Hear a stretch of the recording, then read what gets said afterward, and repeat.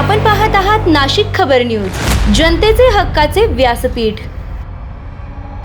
Cyber खंडणीच्या गंभीर प्रकरणात पोलिसांनी झटपट कारवाई करत अवघ्या 5 तासात 4 आरोपींना अटक केली।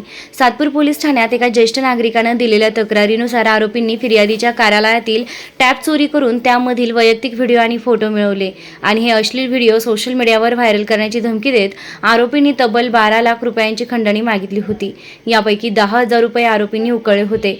प्रकरणाचं गांभीर्य लक्षात घेऊन पोलीस आयुक्त संदीप कर्णिक, पोलीस उपायुक्त किशोर काळे आणि सहाय्यक पोलीस आयुक्त सचिन बारी यांच्या मार्गदर्शनाखाली वरिष्ठ पोलीस निरीक्षक प्रकाश अहिरे यांनी तात्काळ सातपूर पोलीस आणि गुन्हे शाखेची संयुक्त पथके तयार केली। तांत्रिक विश्लेषण आणि माहितीदारांच्या मदतीने आरोपींचा माग काढण्यात आला।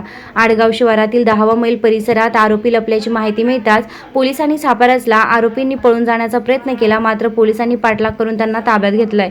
या कारवाईत आकाश बकरे, प्रकाश पानपाटील, सूरज गवई आणि श्रीपद शिंदे या 4 आरोपींना अटक करण्यात आली। या प्रकरणाचा पुढील तपास पोलीस उपनिरीक्षक भाऊसाहेब दहिफळे हे करीत असून सायबर गुन्ह्याविषयी सतर्क राहण्याचे आवाहन पोलिसांकडून करण्यात आले आहे।